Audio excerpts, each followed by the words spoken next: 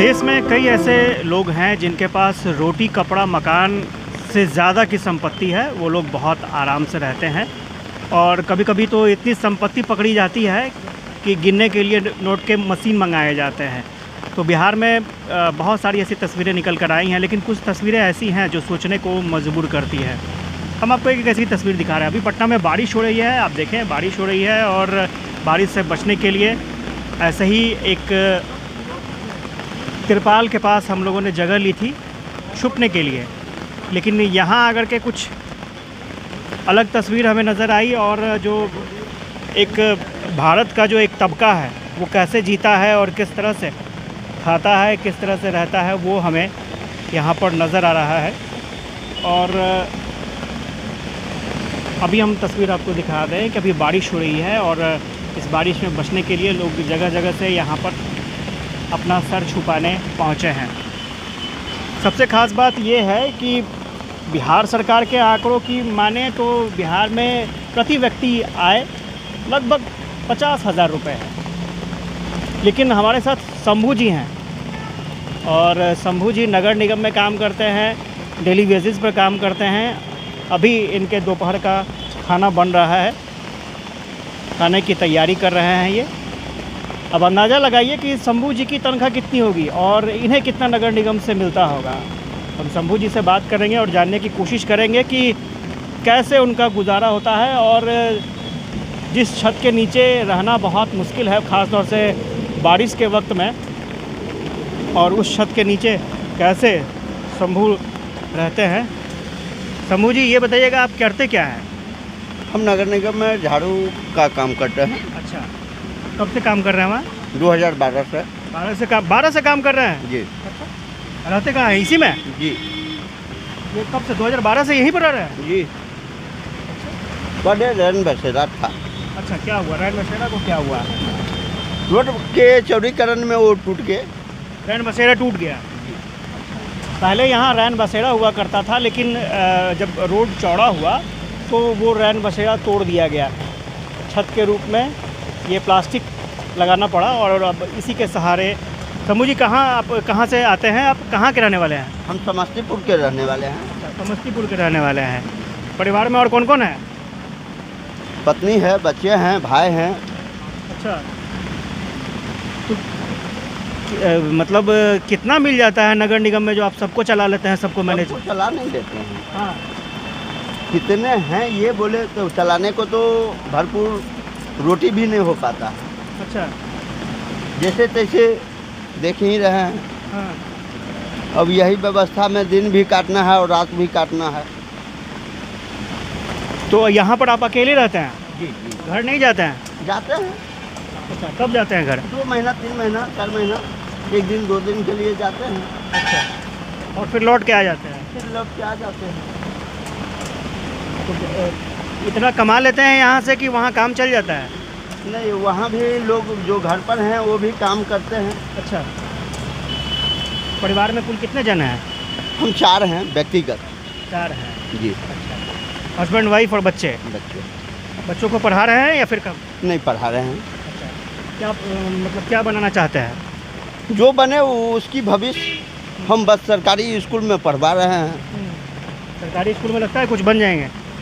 अब तो कुछ पढ़ाई में सुधार हुआ है। अच्छा, और आगे बच्चे की भविष्य कोई पढ़ाएगा ही। पढ़ने वाला पढ़े तब तो। तो आपको क्या लगता है आपका बच्चा पढ़ेगा या फिर आगे काम करेगा कहीं? अभी तक तो पढ़ ही रहा है। नहीं, तो आपको नहीं लगता है कि पढ़ाना ज़रूरी है? पढ़ाना ज़रूरी है अभी? पढ़ाना तो ज़रूरी है, बगैर पढ़े तो कोई काम होगा नहीं। और बोलिए। और ये नगर निगम में स्ट्राइक चल रहा था। आप लोगों को सरकार रोज़गार दे रही है, कर ये 10 लाख रुपये लोगों को नौकरी मिलेगी। हाँ, सरकार बोले थे जो इसी कैबिनेट में जो कल हुए हैं उसी में हम प्रस्ताव लावेंगे, लेकिन ऐसा कुछ नहीं हुआ। अच्छा, अब आगे देखिए क्या होते हैं। तेजस्वी बाबू बोले तो थे जो हम देंगे। अब आगे क्या होता है उनके ऊपर निर्भर है, सरकार के ऊपर निर्भर है। तो नौकरी भी तो उसको मिलेगा ना जो खूब पढ़ा लिखा होगा। निगम में ऐसा नहीं है, जो काम कर रहा है झाड़ू ही मारना है उसके लिए पढ़ाई क्या है। हाँ। हाँ, जो पढ़े लिखे हैं वो सुपरवाइजर होंगे, इंस्पेक्टर होंगे, उससे भी बड़े पद हैं निगम में, वो होंगे। तो आपको लगता है कि उस 10 लाख में आपका भी नंबर आ जाएगा? हो सकता है।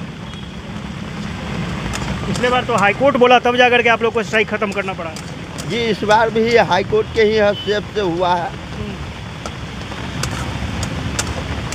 तो आगे कब तक इस तरह से रहना है? कुछ प्लान किए हैं आगे क्या करना है?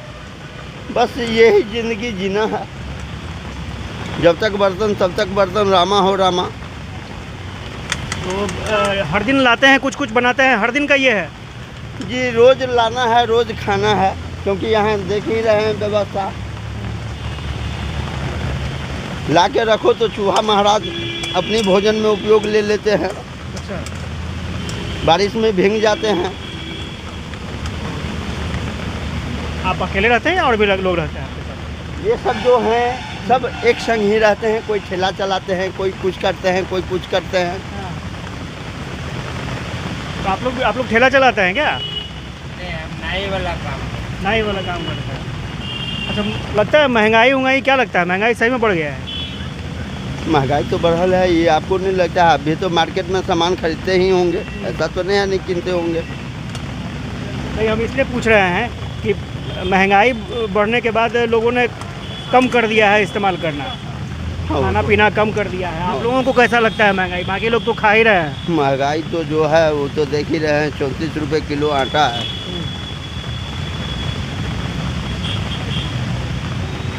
आगे लगता है कि महागठबंधन सरकार में सब चीज़ ठीक हो जाएगा? देखिए, ठीक क्या होगा, जो चल रहा है वही चल रहा है। महंगाई तो बढ़ गया तो घटता तो आज तक है नहीं। जो चीज़ का दाम बढ़ा दिया दुकानदार लोग, उसका तो घटाता है नहीं। सरकार कहती है कि यहाँ प्रति व्यक्ति आमदनी 50,000 रुपये है। आपको लगता है 50,000 रुपये? सर, वो सरकार का आंकड़ा है। वो अमीरों की आमदनी देख के गरीबों की गणना करते हैं। अच्छा। गरीब को तो 300 रुपया रोज़ के भी मजदूरी नहीं मिल पा रहा है। यहाँ बहुत ऐसे व्यक्ति भी होंगे, जैसे वो व्यक्ति को देखिए, बेचारे मांग के गुजारा करते हैं। ऐसे बहुत सारे हैं जो कि मांग चांग के अपना गुजारा करते हैं, जो कि सरकार कहते हैं भिक्षावृत्ति पर रोक है। लेकिन अब तो जातिगत जनगणना होने वाली है, तो लगता है सब चीज़ ठीक हो जाएगा? जाति का काउंट होगा तो सब ठीक हो जाएगा? क्या ठीक होगा? हाँ? आप एक जाति विशेष को क्या ठीक कर पाइएगा? तो आप सुन रहे थे शंभू जी को। एक छोटा सा उदाहरण है ये सिर्फ एक शंभू की बात नहीं है। अब देश में कितने शंभू ऐसे हैं जो हर दिन इसी तरह की परिस्थितियों में रहते हैं, चुनौतियों को फेस करते हैं और हर दिन जीते खाते हैं।